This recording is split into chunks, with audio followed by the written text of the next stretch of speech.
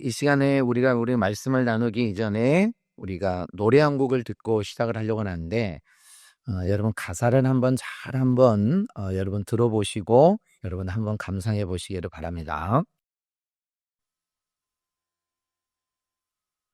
여러분도 좀 어떠세요? 장례식이 여러분 마치 축제장처럼 혹시 느껴지지 않으십니까? 그리고 조금 앞서가시는 성도들이라고 한다면 아마 여러분이 이 노래가 어떤 노래라고 하는 거는 아마 다 아시리라고 봅니다. 여러분 장래의 희망이라고 하는 악동 뮤지션의 오빠인 이찬혁 군의 솔로곡입니다. 이것이 지난 11월 22일 날 청룡영화상이 시상식을 할 때 게스트로 초대되었을 때 불려지면서 굉장히 유명해진 노래이기도 합니다. 물론 이 노래가 나온 지는 여러분 꽤 됐지만 청룡영화상 시상식에서 이 노래가 불려졌다라고 하는 것이 참 여러분 고무적인 일이기도 하다라고 하는 겁니다. 왜냐하면 마치 여러분 이 찬양의 가사를 여러분 보면 복음성가와도 같다라고 얘기할 수 있습니다. 그래서 심지어 여러분 교회 안에서도 이 찬양들이 이 노래가 많이 여러분 불려집니다. 그래서 교회에서 이제 찬양 인도자들도 이 노래를 선곡을 해서 함께 성도들과 부르기도 한다라고 하는 겁니다. 우리가 가사를 여러분 우리 잠깐 살펴보면 제가 주보에다가 여러분 기재를 해놨는데 아는 얼굴이 다 모였네. 여기에 한 공간에 다 있는 게 신기해. 모르는 사람이 계속 우네. 누군지 기억이 안 나. 미안해. 종종 상상했던 내 장례식엔 축하와 환호성 또 박수갈채가 있는 파티가 됐으면 했네. 왜냐하면 난 천국에 있기 때문에 오자마자 내 몸집에 서너 배 커다란 사자와 친구를 먹었네. 땅 위의 단어들로는 표현 못해 사진을 못 보내는 게 아쉽네. 모두 여기서 다시 볼 거라는 확신이 있네. 내 마음을 다 전하지 못한 게 아쉽네. 할렐루야, 꿈의 왕궁에 입성한 아들을 위해 할렐루야, 함께 일어나 춤을 추며 뛰며 찬양해. 할렐루야, 꿈의 왕궁에 입성한 아들을 위해 할렐루야, 큰 목소리로 기뻐 손뼉치며 외치세. 여러분 어떻습니까? 이 친구는 이 가사를 쓰면서 아마 분명히 천국에 대한 확신을 갖고 여러분 썼으리라고 봅니다. 이 친구가 말합니다. 이렇게 여러분 합니다. 내 장례식에는 축하와 환호성 또 박수갈채가 있는 파티가 됐으면 좋겠네. 왜냐하면 나는 천국에 있기 때문에 그렇다는 겁니다. 그러면서 천국에 들어가자마자 자기 몸집에 서너 배나 되는 커다란 사자와 친구를 먹었다는 겁니다. 그래서 그 천국이 얼마나 아름다운지 이 땅의 단어로는 도저히 설명할 수가 없어서 사진을 찍어서 보내고 싶지만 그럴 수가 없다라고 하는 겁니다. 그러면서 후렴구근에 할렐루야, 꿈의 왕궁에 입성한 아들을 위해 할렐루야, 함께 일어나 춤을 추고 뛰며 찬양해. 할렐루야, 꿈에 입성한 아들을 위해 할렐루야, 큰 목소리로 기뻐 손뼉치며 외치세. 여러분 슬픔과 탄식이 있는 장례가 아니라 마치 축제의 장처럼 느껴진다라고 하는 겁니다. 우리가 잘 알려진 대로 이 악동 뮤지션은 2012년에 SBS K-pop 스타 2로 여러분 출연을 하면서 알려지게 되었습니다. 그의 아버지 이선근 선교사와 그의 어머니였던 주세희 선교사는 몽골에 여행을 갔다가 그 몽골 선교사로 부름을 받게 됩니다. 그리고 나서 2008년 5월에 온 가족과 함께 몽골의 선교사로 파송을 받게 됩니다. 그때 찬혁군의 나이가 초등학교 6학년이었고 수연 양의 나이가 초등학교 3학년 때였다라고 하는 겁니다.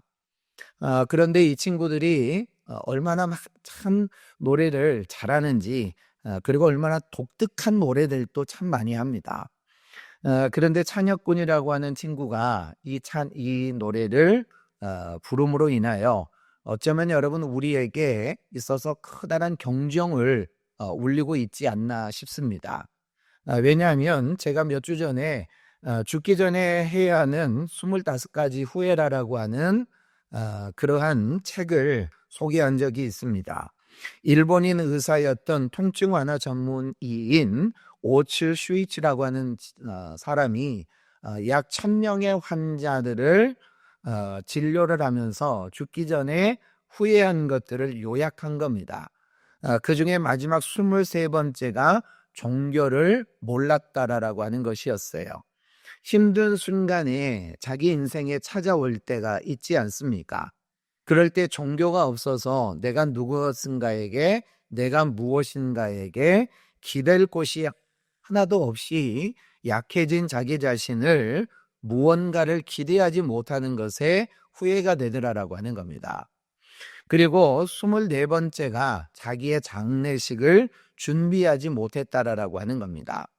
장례식을 준비하지 못했다라고 하는 것은 우리의 죽음이라고 하는 것을 준비하지를 못했다라고 하는 겁니다. 그런데 이 20대의 젊은 찬혁군이라고 하는 친구는 자기의 장례식을 준비를 하고 있습니다. 이 장례식을 준비한 자와 준비하지 못한 자가 여러분 얼마나 큰 차이가 있겠습니까? 우리가 성경에도 보면 자기 자신의 장례식을 준비하면서 그의 인생을 은혜롭게 마무리한 사람들이 참 많이 나옵니다.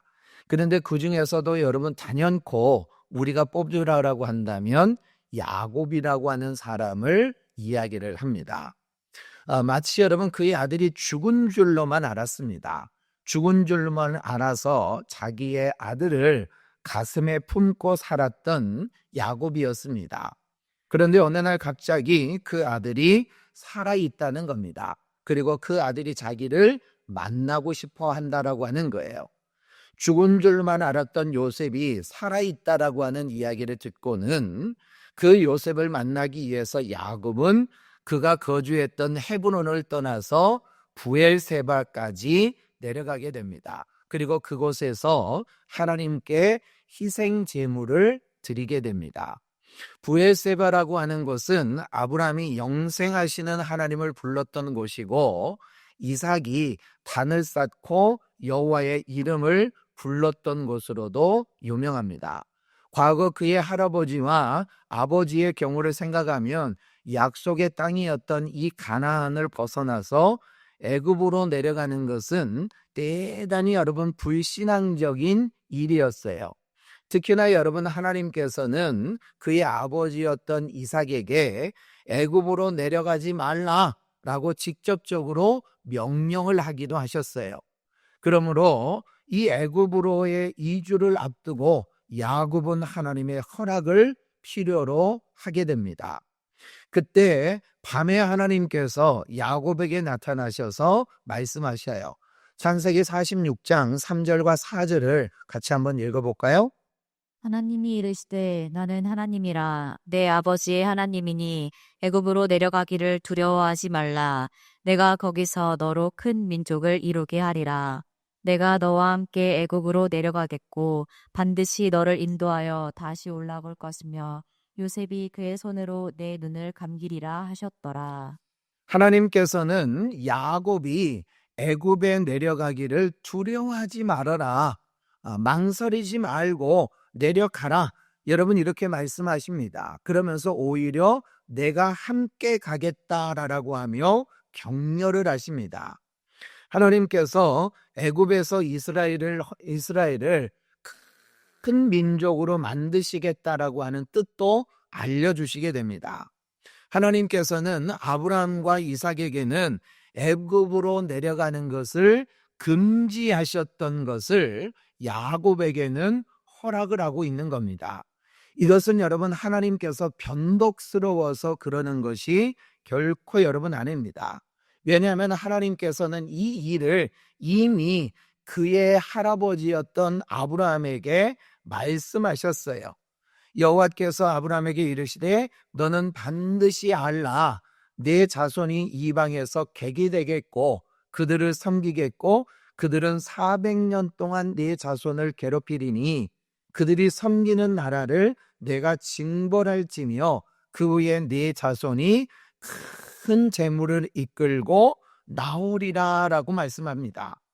여러분, 아브라함에게는 단지 여러분 모호하게 뭐라고 말씀하세요? 내 자손이 이방의 객이 될 것이다 라고 여러분 이렇게 이야기를 합니다.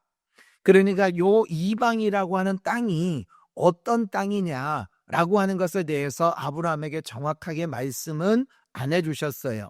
그런데 하나님께서는 야곱에게 이 이방이라고 하는 땅이 어디냐라고 하는 것을 아주 정확하게 말씀하십니다. 바로 애굽이라고 분명하게 말씀을 하고 계세요.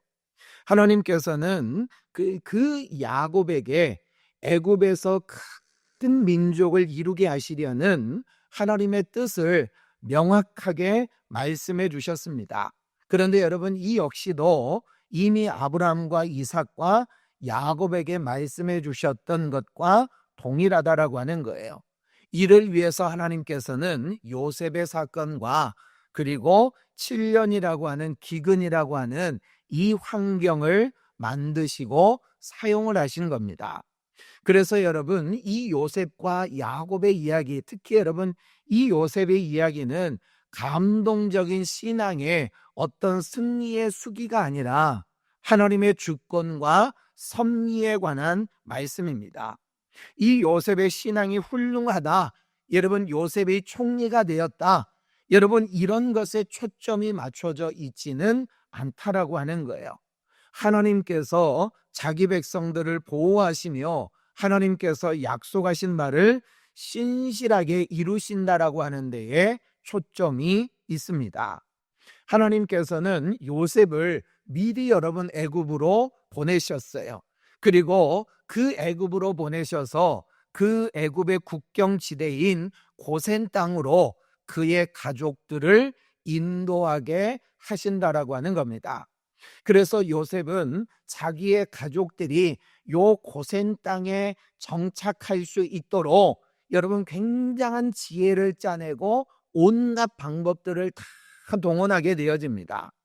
그래서 고센 땅에 거하기 위해서 바로가 그 가족들의 직업이 무엇이냐 이렇게 물으면 목축업을 하는 자들이다 이렇게 대답을 하라고 조언을 합니다.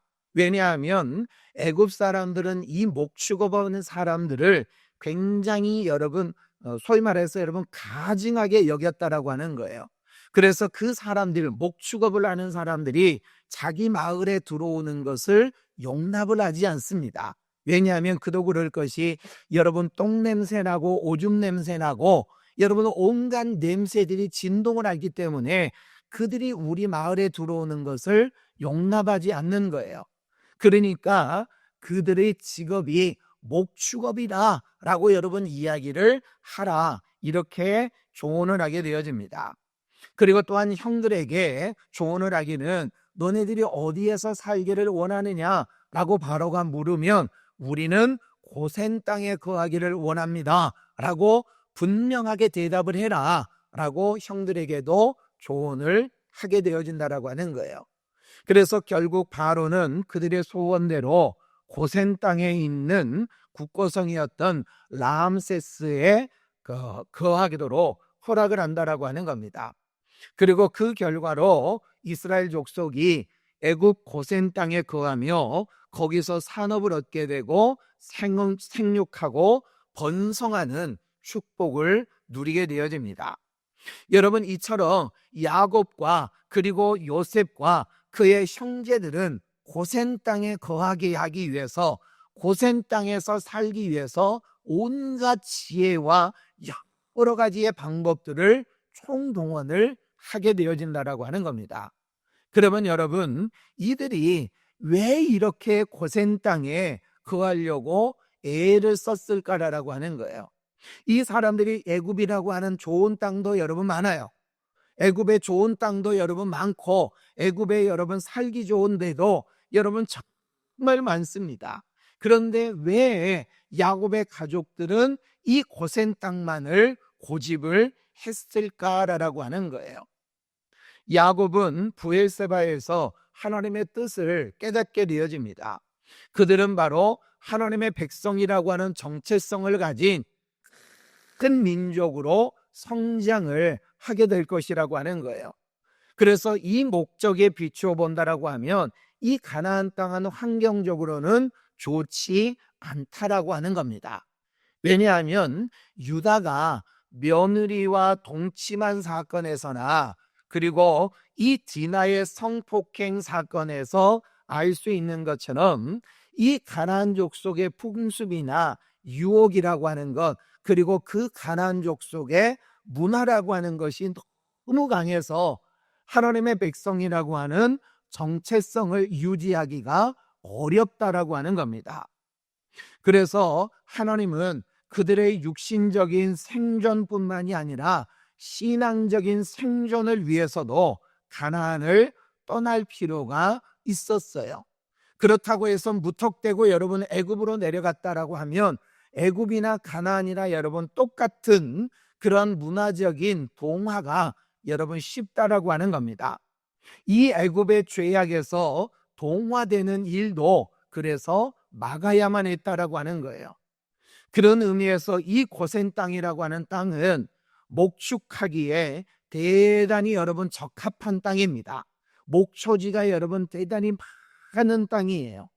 그리고 애굽의 저 끝에 있는 변두리에 있는 땅이기 때문에 애굽의 문화에 영향을 받지를 않게 되어집니다. 그러므로 인해서 큰 민족을 이루며 성장하는 동안 하나님의 백성으로서의 정체성을 유지할 수가 있다라고 하는 겁니다. 그리고 나중에 하나님께서 그 사람들, 그 이스라엘 백성들을 가나안 땅으로 인도해 나갈 때 가나안 땅과 인접해 있기 때문에 하나님 그 가나안 땅으로 다시 옮겨갈 때도 대단히 유리한 지역이다라고 하는 겁니다. 그들은 애굽에서 살면서 하나님의 백성으로서의 정체성을 가지고 살기를 원해서 그 고센 땅이라고 하는 것을 원했다라고 하는 겁니다. 그래서 여러분 요셉이 야곱을 바로에게 그 고센 땅에 정착을 시키고 나서 자기 아버지를 바로 왕에게 소개를 시킵니다. 그때 여러분 바로 왕 앞에 선 야곱이 자기 자신을 여러분 무엇이라고 소개하고 있느냐? 내 나그네 길의 세월이 130년 이나이다.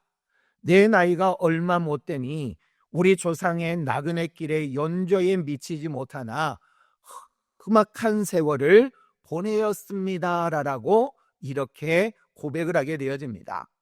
그러니까 여러분 이 고백 속에는 어떤 의미가 있느냐라고 하면 야곱은 자기는 지금까지 나그네의 삶을 살았다라고 하는 겁니다. 나그네의 삶을 살아왔고 그래서 이제 또 가나안 땅을 떠나서 애굽으로 내려왔다라고 이야기를 합니다. 이렇게 해서 여러분 야곱은 애굽에서 17년을 살았고 그의 나이 147세의 생을 마감하게 되어집니다. 그런데 여러분 그의 생을 마감하는 순간에 야곱은 영적인 장자인 요셉에게 애굽에 자기 자신을 장사하지 않기를 맹세를 시키고 있어요. 오늘 본문에서도 여러분 말합니다. 절대로 나를 이 땅에서 장사 지내지 말고 나를 애굽에서 메어다가 조상의 묘지에 있는 곳에 장사해 달라라고 신신당부를 하며 유언의 메시지를 남깁니다. 그리고 침상에서 요셉을 위하여 축복할 때도 야곱은 하나님을 향하여 이렇게 고백을 합니다. 우리가 48장 15절과 16절의 말씀을 우리 같이 한번 읽어볼까요? 내 조부 아브라함과 아버지 이삭이 섬기던 하나님, 나의 출생으로부터 지금까지 나를 기르신 하나님, 나를 모든 환난에서 건지신 여호와의 사자. 그가 여러분 하나님을 무엇이라고 여러분 고백하고 있습니까? 이제 그는 마지막으로 유언을 남깁니다. 여러분, 이 유언의 메시지를 남기고 야곱은 죽습니다. 그 마지막 순간에 하나님에 대해서 그가 묵상한 결과가 바로 여러분 이거라고 하는 거예요. 즉 내가 경험했던 하나님, 내가 만났던 하나님, 내 나그네 길에서 나와 동행하시었고 나에게 은혜를 베푸신 하나님이 어떤 하나님이냐라고 하는 것을 고백하고 있어요. 내 조부 아브라함과 아버지 이삭이 섬기던 하나님이라고 하는 겁니다. 즉 여러분, 이 얘기는 내 아버지, 내 할아버지로부터 내 신앙이 전수되었다라고 하는 겁니다. 그러면서 여러분 말합니다. 나의 출생으로부터 지금까지 나를 기르신 하나님이다라고 하는 거예요.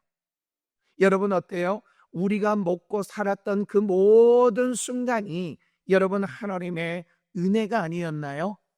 우리가 여러분 내가 살아온 모든 것이 야, 나 참 수고 많았다. 나 인생 열심히 살았다. 남에게 욕먹지 않고 열심히 내 인생을 살았다. 여러분 이게 아니에요. 나를 기르신 것이 바로 누구냐? 하나님이시다라고 하는 거예요. 그러면서 여러분 고백합니다. 나를 모든 환난에서 건지신 여호와의 사자라고 말씀을 하고 있다라고 하는 겁니다. 여러분 야곱이라고 하는 사람을 우리가 쭉 여러분 살펴보면 그는 말 그대로 정말 영적으로 철부지 같다라고 하는 겁니다. 그런데 그 영적인 철부지 같은 자기를 언약의 계승자로 선택하신 은혜와 그 험악한 나그네의 세월 동안 겪었던 많은 환난에서 나를 보호하시고 하나님의 백성으로 마지막까지 살고 내 생을 마감하게 하시는 그 은혜를 감사하고 있다는 거예요. 그 하나님께서 언약하신 말을 반드시 이룰 것을 요셉에게, 그 아들에게 강조하고 있습니다.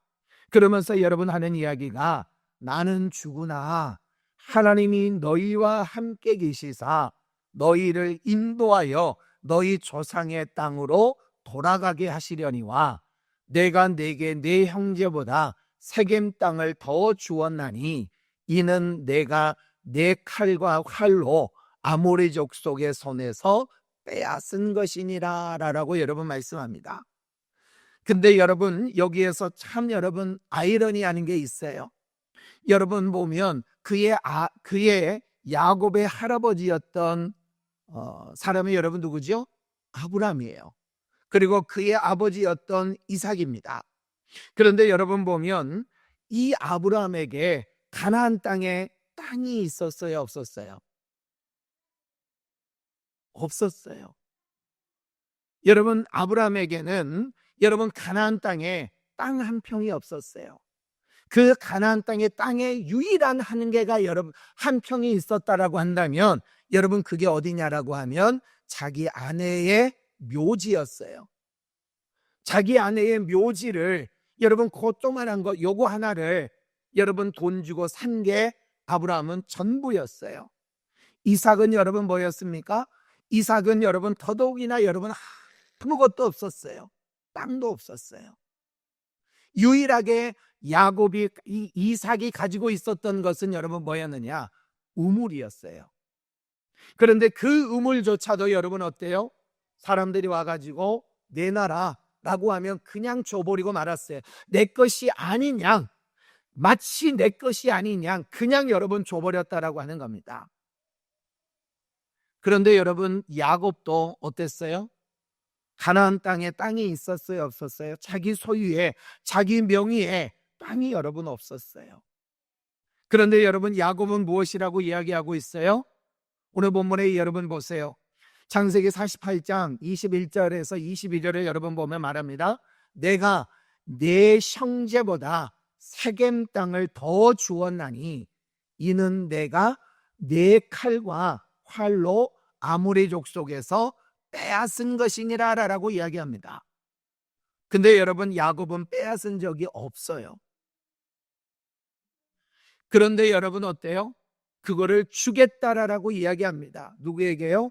요셉에게요. 그런데 여러분, 이것은 자기가 주겠다라고 하는 이야기가 아니에요. 하나님이 반드시 너희에게 주실 것이다라고 하는 거예요. 하나님이 반드시 가나안 땅을 너희들에게 주실 것이다라고 하는 겁니다. 그러면서 아직 이루어지지 않은 땅이지만 그 땅을 지금 자기의 자녀들에게 상속을 해주고 있다라고 하는 거예요. 그러면서 그 후에 아들들을 다 불러서 그들의 삶의 열매들과 그들의 믿음의 분량대로 하나님께서 그들에게 이루실 일들을 예언을 하며 축복을 합니다. 특히나 여러분, 유다의 후손에 왕족을 형성을 할 것이고 그들의 가문에서 메시아가 오실 것이다라고 예언을 합니다. 그 후에 여러분, 다시 한번 그 아들들에게 여러분 유언한 내용이 여러분 무엇이냐? 창세기 49장에 여러분 말씀해 보면 나를 햇사람 에브론의 밭에 있는 굴에 우리 조상과 함께 장사하라 라고 다시 한번 여러분 신신당부를 시키고 있다라고 하는 겁니다.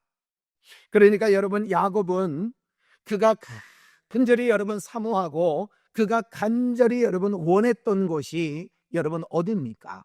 바로 가나안 땅이었습니다.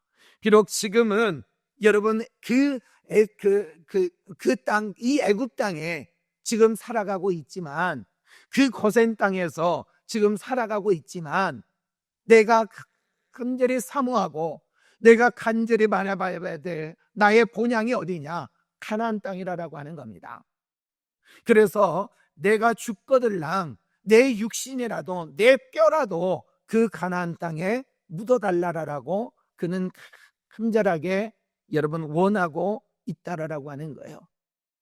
이러한 신앙은 그대로 여러분 그의 아들인 요셉에게로 전수가 되어집니다.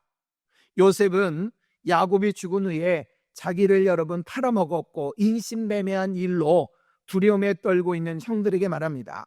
당신들은 나를 헤아려 하였으나 하나님은 그것을 선으로 바꾸고 오늘과 같이 많은 백성의 생명을 구원하게 하려고 하셨다라고 하는 겁니다. 그러니까 자기 형들이 자기를 팔아먹은 줄만 알았어요. 내가 애굽에 끌려와서 내 의지와 상관없이 애굽에 팔려와서 내가 애굽에서 정말 죽을 고생을 하며 살았던 것이 내 의지가 아니었고 바로 하나님의 섭리였다라고 하는 겁니다. 바로 당신들을 큰 민족으로 하나님의 백성을 가진, 하나님의 백성으로서의 정체성을 가진 큰 백성으로서 성장시키고 유지하기 위해서 하나님이 나를 먼저 보냈다라고 하는 것으로 그는 이해하는 거예요. 그러니까 요셉의 형들을 용서한 것은 휴머니즘이 아니었어요. 휴머니즘이 아니라 바로 하나님에 대한 믿음이었다라고 하는 겁니다. 그래서 여러분, 그도 그의 후손, 그의 자녀들에게 여러분 유언을 합니다. 무엇이라고 유언을 하는지 보세요. 창세기 50장 24절의 말씀이에요. 같이 한번 읽어볼까요? 나는 죽을 것이나 하나님이 당신들을 돌보시고 당신들을 이 땅에서 인도하여 내사 아브라함과 이삭과 야곱에게 맹세하신 땅에 이르게 하시리라. 그래서 여러분, 요셉도 여러분 어때요? 내가 죽거들랑 나를 여기에서 장사되지 말고 하나님이 반드시 너희를 이 땅에서 이끌어낼 텐데 그때 내 뼈라도, 내 뼈 조각 하나라도 가지고 가라. 그래서 그곳에, 그 가나안 땅에 나를 장사를 지내달라라고 여러분 외치고 있다라고 하는 겁니다. 그러니까 이들은 모두가 다 여러분 어때요? 본향을 향하여 여러분 그 본향에 돌아가기를 간절히 소원했다라고 하는 겁니다. 비록 지금은 내 육신이 비록 하나님의 뜻을 이루기 위해 이 땅에 살고 있지만 내가 간절히 돌아가야 될 곳은 바로 하나님의 나라 천국이라고 하는 겁니다. 그것을 소원하고 있고 그것을 소망하며 그들은 준비하고 있다라고 하는 겁니다. 하나님의 나라에 들어갈 것을 그들은 준비하고 있다라고 하는 거예요. 그래서 여러분 히브리서 11장 14절과 15절의 말씀에 보면 여러분 이들을 향하여 여러분 이렇게 이야기합니다. 그들이 이같이 말하는 것은 자기들이 본향 찾는 자임을 나타냅니다. 그들이 나온 바 본향을 생각하였더라면 돌아갈 기회가 있었으려니와 그들이 이제는 더 나은 본향을 사모하니 곧 하늘에 있는 것이다. 이러므로 하나님이 그들이 하나님이라 일컬음을 받으심을 부끄러워하지 아니하시고 그들을 위하여 한 성을 예비하셨느니라. 사랑하는 여러분, 우리 역시 여러분 이런 삶을 살아야 할 줄로 믿습니다. 언약을 반드시 이루시는 그 하나님의 약속을 믿고 여러분 살아갈 수 있기를 축복합니다. 세상과 벗대어 하나님과 원수로 살아가지 말고 이 땅의 거룩한 나그네로 살아갈 수 있게 되기를 축복합니다. 험악한 세월을 보낼 때나 여러분 풍요로움 속에 있을 때나 하늘의 본향에 대한 소망을 두고 살아갈 수 있게 되기를 축복합니다. 하나님이 원대한 뜻의 그 한 부분을 우리는 이 땅에서 감당하면서 어느 곳에 있든 여러분 무슨 직분을 맡고 살든 하나님의 백성으로서의 정체성을 유지하며 살아갈 수 있게 되기를 축복합니다. 그리고 여러분 우리의 자녀들에게도 여러분 무엇보다도 이러한 신앙을 여러분 계승해 줄 수 있게 되기를 축복합니다. 여러분 야곱이 그의 신앙을 그대로 여러분 요셉에게 여러분 계승하고 전수해 주었던 것처럼 말입니다. 하나님께서 은혜를 주셔서 우리의 죽음까지도 하나님의 백성으로 아름답게 마감될 수 있게 되기를 축복합니다. 사랑하는 여러분, 이 이찬혁군의 여러분 장래희망이라고 하는 이 가사를 여러분 보면 여러분 이렇습니다. 한쪽엔 내가 생전 좋아하던 음식이 놓였네. 마치 뷔페. 꾸준히 당부해 두길 잘했네. 좋은 기억으로 남겨주길 바라. 우리 모두 여기서 다시 볼 거라는 확신이 있네. 내 마음을 다 전하지 못한 게 아쉽네. 할렐루야. 꿈의 왕궁에 입성한 아들을 위해 할렐루야 함께 일어나 춤을 추고 뛰며 찬양해. 할렐루야 꿈의 왕궁에 입성한 아들을 위해 할렐루야 큰 목소리로 기뻐 손뼉치며 외치세. 여러분 우리가 꿈의 왕궁에 입성할 수 있게 되기를 축복합니다. 우리가 이 귀한 나라, 이 하나님의 영광의 나라에 여러분 입성할 때 큰 목소리로 기뻐 손뼉치며 춤을 출 수 있는 저와 여러분이 될 수 있기를 주님의 이름으로 축원합니다. 우리 이 시간 우리 함께 찬양으로 고백하며 나갑니다.